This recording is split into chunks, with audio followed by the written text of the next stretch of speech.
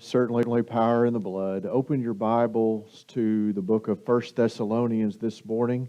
1 Thessalonians, and we're going to look at several verses in the second chapter of 1 Thessalonians. We have been looking at a thematic preaching series called This is Personal, and we've looked at an event in the life of ministry of Jesus where he healed a lady.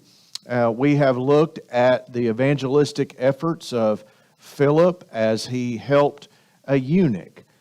We see how personal the nature of a relationship with Christ is, a relationship and walk with God really is. And then we also looked at Jesus' some of his closing words in his ministry when he said, "Now is the time where the Son of Man will be glorified." Last week we looked at a story from the book of Genesis, and we saw how Jacob engaged with God and how personal it is. Today we're going to look at the personal nature of the gospel in 1 Thessalonians chapter 2. I want to look at verses 1 through 12 of chapter 2, but I want you to see something first, because the reason that he is preaching or writing to them in verses 1 through 12, what he says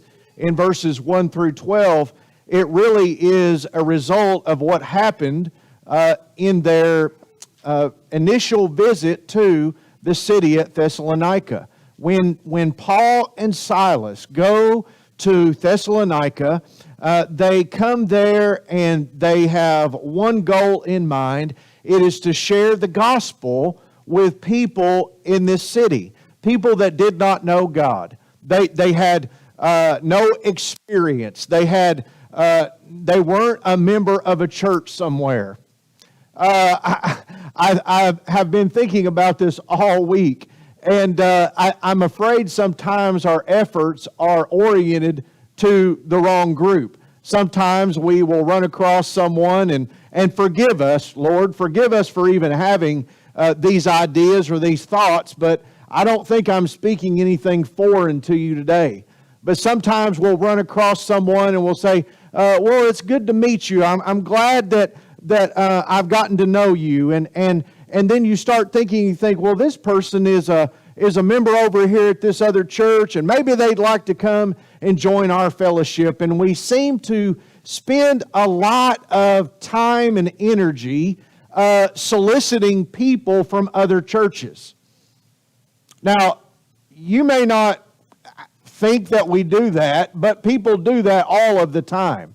Those are the people we gravitate towards. Those are the people who we are drawn towards, are people like us. I want you to know something today, is that in 1 Thessalonians chapter 2, he's talking about how he goes to lost people and he brings them the gospel, and how in the world is it going to be effective? Well, he's going to talk about all of the obstacles and all of the challenges that they faced, and even despite all of those challenges and obstacles, people came to know Christ as their Savior.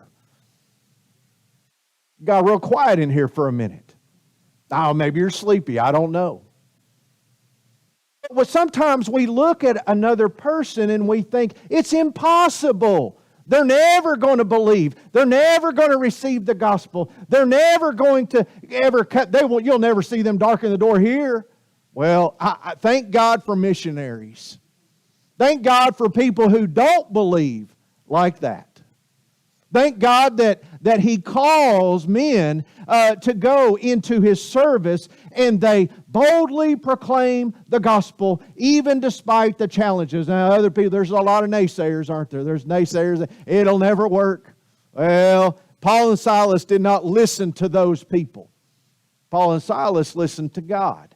This message today, this text, is all about what God is doing in the lives of people. I want to show you something before we dive into this. Look at, just right there in chapter 1, look at verse 8. Look at verse 8. This is key for you to see this, to be reminded of it, to know, because it's not going to make a lot of sense in chapter 2 if you don't realize what happened in chapter 8, or in verse 8. Chapter 1 and verse 8, listen to this. For from you the word of the Lord has sounded forth. Now, let me stop right there, because in the verses previous, he had talked about how they had received the gospel. These people were lost, they were pagan, they were heathens, they were worshiping Greek gods, they did not know anything about Yahweh. They had no knowledge of Jesus. All they knew was the culture that they were immersed in, and it was a pagan, idolatrous culture void of Jesus Christ.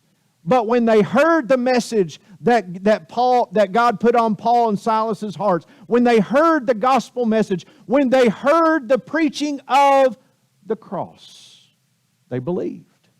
And after they believed, verse 8 is telling us this, is that not only did they believe, but they began serving. They began also sounding forth the word of the Lord. They began to be those just amplifying the message about God and about Christ to the people around them. And he is commending them for that. Look at this. It says, not only in Macedonia and Achaia, and by the way, those are regions. Those are not little places. Those are not villages. Those are regions. We would equate that in our day and age to the county. We would say something like Saline County or Pulaski County, or we would even say Central Arkansas. And so he is telling the people at Thessalonica, you've not only just made a great change in your life because God's done this in your life, but you're also helping to change the area around you. You're making an impact on those around you. Is anyone in here at all feeling just a little bit, and I mean that literally, just a little bit convicted? I do. I feel a little bit convicted. I wish I could do more. I would hope that I would impact others around me. I would hope that I could start with my family, impact my family. I would hope that I can impact my neighbors. I would hope that I can impact people everywhere that I go, in the workplace, when I go out into the community, when I go to a festival, when I go everywhere that I go, I could impact other people. Paul says to them that they are doing this. Let me show you something else that's interesting. It's right there in verse 9. Right there in verse 9, look at this. He says, but let's finish reading verse 8. But also in every place, your faith toward God has gone out, so that we do not need to say anything. Now look at verse 9. Verse 9 has two parts. And what he's going to talk about in chapter 2, he gives you the outline right here in verse 9. You want to understand what's happening in chapter 2, look at verse 9. Verse 9, the first part says this, for they themselves declare concerning us, talking about the mission team, talking about Paul and Silas. Paul and Silas is us in verse 9. And he says, what manner of entry we had to you. You is the church at Thessalonica. It is the Thessalonian believers. And what he is saying is this. He is saying the word that has gone out to the people in the region can look back and say that this comes back to how the manner of entry, our methods that we used, our approach to the situation in verse 9. And he's going to talk about, he's going to just elaborate and expound upon that one little phrase there in verse 9. I want to read the rest of verse 9 because you'll find the elaboration on that in verses 13 through 16 of chapter 2, and we're not going to look at it, but I'd like for you to look at it some other time. I just want you to know this. Look at verse 9. And, you see that conjunction right there, and. It's a two-part verse. He's saying two things. He says, for they themselves declare concerning us what manner of entry we had to you. And number two, how you turned to God from idols to serve the living and true God. Now, verses 1 through 12 is going to talk about the first part of verse 9, about the manner of entry. Now, so here is the central idea of the text. You ready? The central idea of the text is, why did the gospel work? Why did it work? Well, he's going to give you the answer to that in verses 1 through 12. And obviously, as I've already told you, it's of a very personal nature.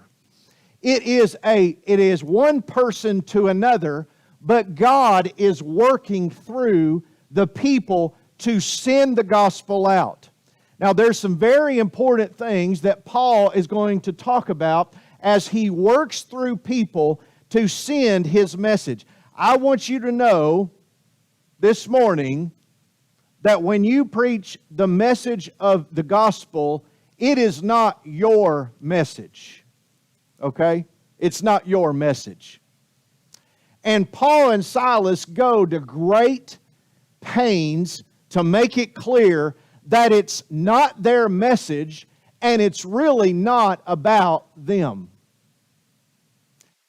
Let me tell you what's easy. I'm going to go back to something I said because I think I kind of got you on your heels a little bit a while ago.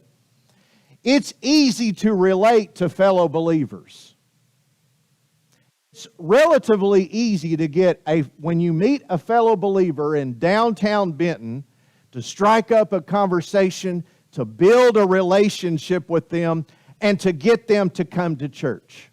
That's relatively easy. I'm not saying it's completely easy, but it's relatively easy. What's more difficult is this. You are a believer, and you're talking to an unbeliever. That's difficult. And Paul is going to explain to you, how can you be successful? How can that ever work?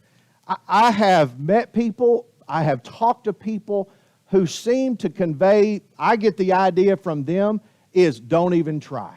Don't even waste your breath. Don't waste your time. They're never going to come. They're never going to come to Christ. They're never going to believe. And Paul and Silas would disagree with you, and so would God. Now watch this. He says there, the first thing I want you to see is the weight of the work. There is a burden. It is difficult. There are difficulties and there are challenges, and this is what really makes this text just so meaningful and applicable to our lives, is because you're going to go out, theoretically, you're going to go out into the world, you're going to live as a witness of God, and you're going to share the gospel with other people. That's how it works. That's what we're told to do. That's what the Thessalonian believers did. Is it sounded forth from them. They made an impact on their city and on their region. It went forth from them. That's what we're supposed to do. That's what this thing is all about. We're supposed to take the message about God, what God has done, and carry it out to the lost. Not just building relationships with people that believe like us, think like us, agree with us, but taking a foreign message, a message that they know nothing about, to people who have been obstinate and rebellious towards God. People that we would say, it is impossible. Well, I got a little, let me remind you of one little verse that Jesus said. Jesus said one time, with God, all things are possible. And by the way, in the context of that statement, it was Peter asking, who can be saved? And Jesus said, with God, all things are possible. So I didn't take that from out of its context. That's exactly what Jesus was talking about as well. Now look at verse 1 through 4. Let's read the text. For you yourselves know, brethren, that our coming to you was not in vain. But even after we had suffered before and were spitefully treated at Philippi, As you know, we were bold in our God to speak to you the gospel of God in much conflict. For our exhortation did not come from error or uncleanness, nor was it in deceit. But as we have been approved by God to be entrusted with the gospel, even so we speak, not as pleasing men, but God who tests our hearts.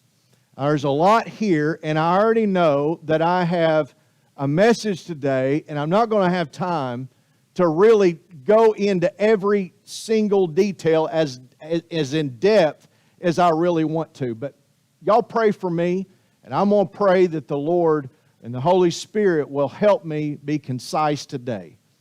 But notice there in verses 1 through 4 what he is talking about. I'm going to sum this up. I'm going to have to avoid going through every little phrase. I want to. I'm going to have to hold back. But what he is talking about is this. He's talking about, you know the effect that God has had on your lives.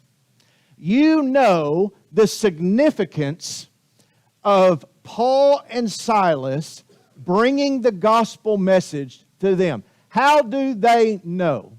Well, they know because their lives have been changed forever. That's the first little subpoint here.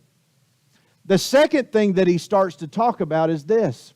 He starts to talk about when we showed up. We had just been in Philippi.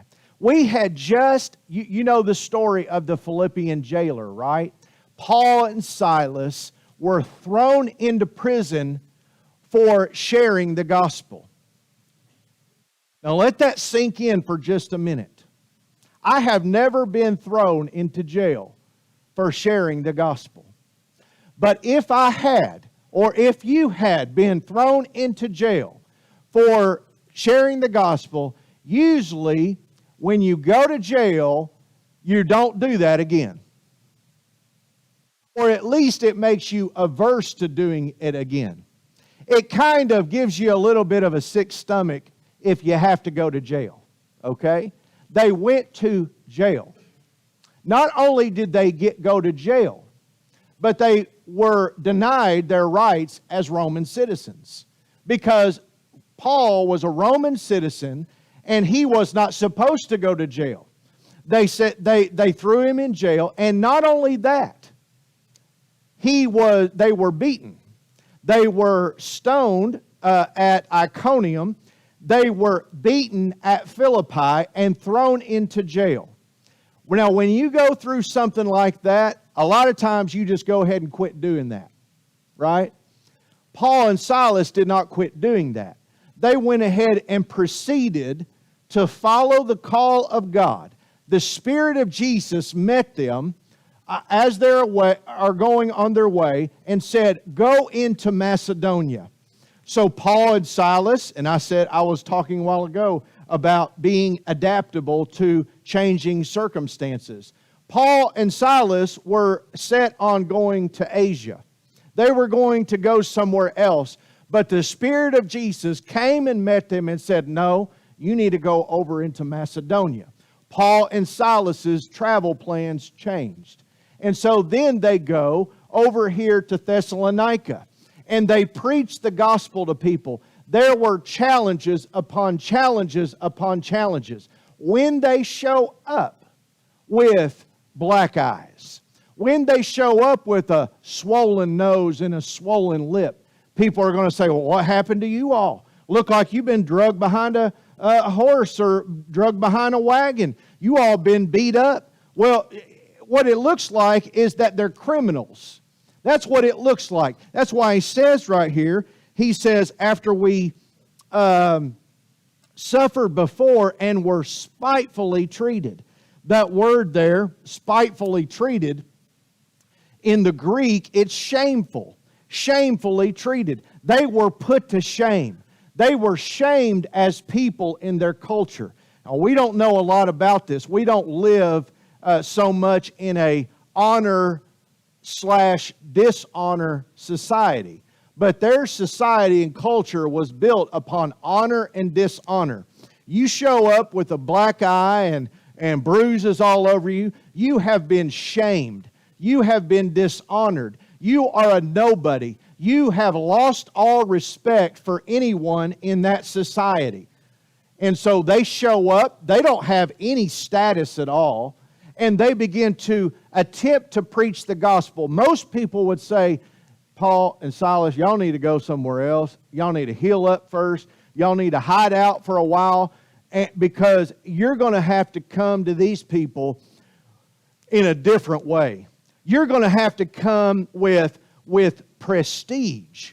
You're going to have to come looking good. You're in no way, no fit to come to these people in their culture and meet them. But Paul and Silas didn't listen to that, did they? They went ahead and came. They went ahead and preached and shared the gospel to people. No, on the surface, they should have been outright rejected by how they looked and who they were. And so he says, that's why he says, as you know, we were bold. And he's talking, as you know, he said that twice now. He's saying, as you know, because you can remember when we showed up what we looked like. But you can also know and remember this, that we were bold in our God to speak to you the gospel of God in the midst of all of this conflict. And so, even though they had every reason to feel sheepish and ashamed, they had every reason to have anxieties and insecurities about what they looked like and what they were doing and who they were attempting to preach the gospel to, they were the opposite. They were bold. They were bold. And look at who is the boldness attributed to. He says, we were bold in our God. Let me stop right here, because we need to think on a much deeper level on an everyday basis. Because sometimes we'll see a circumstance in our life and we'll look at it on the surface and say, there ain't no way. Not going to waste our time with that. Someone has an idea. Bad idea. It ain't going to work. We've already tried it. You hear all of these reasons and excuses for why people will not do certain things. Paul and Silas had every reason not to go to Thessalonica, but they went because of one reason. Because God had laid it on their heart. So, I'm not going to say that it doesn't matter what other people think. But I did just say it, didn't I? It does matter what other people think. But you also have to prioritize, what has God called you to do? If God has called you to come and do something, to serve Him, I got 3 words. Then do it. Despite what other people think. So on one hand, yes, it does matter what people think. Don't say that I go around saying it doesn't matter what other people think. You know, that's not completely true. But I'm going to tell you what's more important than what other people think. It's what has God told you to do. Now, you can apply that to your entire life and almost every part of your life. Is that sometimes you don't have the courage, and I don't have the courage to take a stand for God that we really need to have. Because we're afraid. And that's the truth. Now, I know I got some really, brusque and manly men out here that maybe don't want to admit. And I've got some strong, seasoned women here that maybe not want to admit that you're afraid, but all of us have a fear at some time or another in our life and serving the Lord. There are things that we are averse to. There are things that we avoid doing because we are afraid what people might think.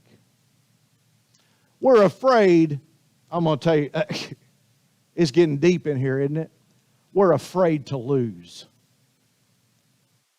We're afraid to lose. Now, I do got to put something, I'm going to lighten it up in here just a minute, for just a second, okay? But I was proud of them Hogs last night. Right? I was proud of them. And they were not afraid to lose.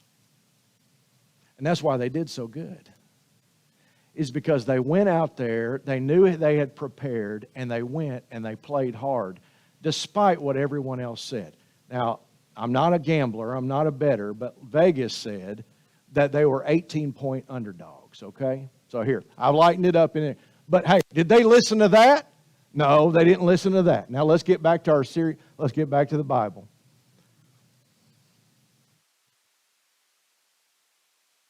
In the face of challenges, they went on because they were bold in the Lord. Now, watch this. He says, for our exhortation did not come from error or uncleanness, nor was it deceit. The message that they brought was pure. So, second little subpoint is this. First one is this. They face challenges. Number two, little subpoint there, is that they were also pure. Their message was pure. Why? How was their message pure? Because it wasn't their message. It was God's message. When we talk about facing challenges with people and not caring what other people think, sometimes the message will be rejected. But still, the message is pure. It may be rejected. It may cost you your status. It may not make you look good. It may not get you all the points in society that you would like to have. It may cost you in those ways. When Paul and Silas, and here I'm going to go back to this, it doesn't matter what people think, it matters what God thinks. I'm going to come back to that for just one more time. When they went to Philippi, their message was rejected by some. It was received by some. What we have to remember is this. God gave you the message. The message is good. There's nothing wrong with the message. The message is good. And when you send the message out, some people are going to say no. But there was a little girl at Philippi who said yes. There was a lady there, her name is Lydia, she said yes. There was a man there who was a Roman soldier, he said yes. You may be told more, you may be told no more than you're told yes, but you also have to think about it like this. This is not about me. And it's not about how many yeses I get versus how many no's I get. It's about God's message. Do you believe God's message? That's what Paul and Silas had to have in their hearts before they went into these challenging situations. Is this true or not? If you believe it's true, then share it. It's really that simple, isn't it? Now I got to move on to my second point, but look at verse 4 is one of the high points of this entire text. Because you say, well, I'm going to then, because if you stop right here at verse 3, based upon what I've already said and what you've seen in the text, you might just say, well, Brother John, I just want to fall down to my knees right now and I just want to pray for courage. Because that's what I need. I need a stronger faith. I need courage, right? You see why I'm saying that? Because I'm going to face challenges. And I've got to get over my ego. I've got to get over my insecurity, so I need strength, right? But that's not what you can pray for that, that's okay. But that's not the secret to the success. The secret to the success is not you overcoming your personal insecurities and anxieties about sharing the gospel. That's not where the success comes from. You might think that up to this point, right? Yeah, I need to pray for strength. I need just more boldness. Because that's what they had. They had boldness. I need confidence. Because I do believe and I need help with this. Well, that's not how the success happened. The success happened, you'll see it right there in verse 4. Look at verse 4. He says, "But as we have been approved by God to be entrusted with the gospel, even so we speak." The speaking is right there parallel in thought with the boldness, right? They spoke in boldness. They were bold. They had the courage that they needed. They were bold in that it was the message of God. The message is pure. But look at what it says. It says we have been entrusted with the gospel. But before that he says we have been approved by God. It was God that would test them as individuals. So we don't just sign up for this thing and say, well, because I've signed up to be a Christian, now this is what I'm supposed to do. That's so incredibly erroneous and shallow. Because God sees right through that little thin crust of shallowness. Because look at what he says. We have been approved by God. The success of the missionaries is attributed to what God did. That's what that verse means. They have been approved by God. What it means is this: every endeavor in your life, God knows your heart and He knows your motives. He knows why you're doing it, and He blesses it. When Paul and Silas show up with black eyes and missing teeth and shamed by their society, they had no human or earthly reason to go on and keep preaching the gospel. We would just say, you're an idiot. Why are you doing that? That's never going to work. But here's the difference. You want the difference maker? The difference maker is God. The difference maker is God. Look at the verse. We have been approved by God to be entrusted with the gospel. Even so we speak. This is how we speak. This is our basis for speaking, is because God has approved us. God has tested us. God has seen us fit and worthy to do this thing, to do this work, to carry the gospel to people. Let me point you to, and you don't have to turn there, but in 1 Chronicles 28 in verse 9, write it down, read it later. Solomon said, God said to Solomon, "As for you, my son Solomon, know the God of your father." That would be David. His father was David. "And serve him with a loyal heart and with a willing mind." That's what we're talking about right here. Paul and Silas are serving the Lord with a willing heart. But watch this, because the God of the Old Testament is the God of the New Testament. Listen to this. "For the Lord searches our hearts and understands all the intents of the thoughts.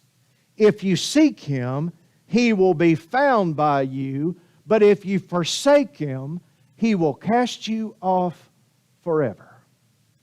The Lord knows your hearts, just like the Lord knew Paul and Silas's heart, and He approved them. He found them worthy. He knew that they were coming for the right reasons. He knew the boldness that they would need. He knew the challenges that they would face. He knew all of that about them. And He said, go and share the gospel. Jesus said in Luke 16:15, pretty much the same thing. Jesus said, and He said to them, you are those, this is Luke 16:15, you are those who justify yourselves before men, but God knows your hearts. For what is highly esteemed among men is an abomination in the sight of God. All of those things that Paul and Silas were worried about, were talking about, or that other people might make them worry about, were really nothing in the eyes of God. Ain't no job too big for God. I've got to close, and I didn't get to my second point. But look at verse 4. God tests our hearts. He knew what kind of men. I'm going to ask our musicians to come. We're going to have a song of invitation. I preached about an eighth of my sermon today. But I want you to know, in your life, you're going to face challenges.